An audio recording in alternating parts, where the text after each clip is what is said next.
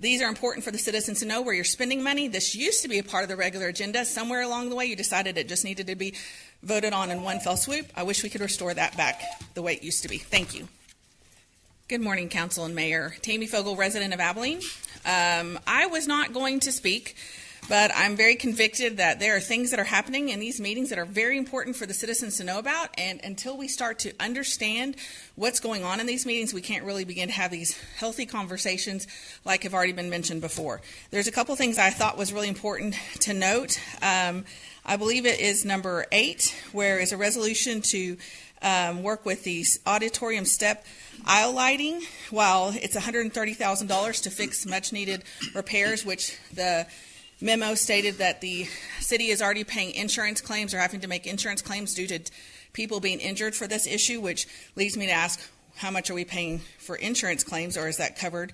Is there any out-of-pocket expenses there? But what I understood is that in 2017, we actually renamed the convention center from the Civic Center to the Convention Center, and at that time, the City Council approved a 1-cent property tax for an Abilene Convention Center project fund, which was news to me. And I almost emailed y'all to ask if you could find that information without having to ask city staff about it, and unfortunately, I was able to find the actual wording of that in a resolution or a memorandum of understanding. I'm still looking for that. But I thought, 1 cent, even if we started at 2018, that could be anywhere upwards of $8 to $9 million in a project fund. And my question is, how do we have access to making sure that you're spending that money where it's supposed to, and how much money is in that project fund?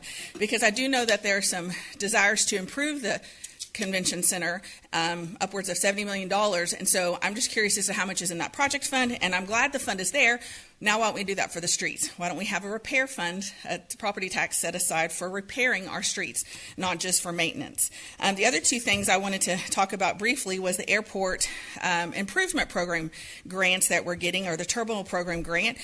Those have a matching program where you get so much money from a grant, which is taxpayer money, it's not free, and then you have to match as a city. So we have about $363,000 is being used to match those grants, which is great. One of them is $5 million. One of them, I can't remember, is a couple, maybe $100,000. The problem is that's rolled into our bond, our general obligation bond that we voted for. And I'm just curious as to why we can't figure out a way to use some of the airport general operating fund that they have to start paying for these matching grants, and why is the citizens having to pay interest on this money?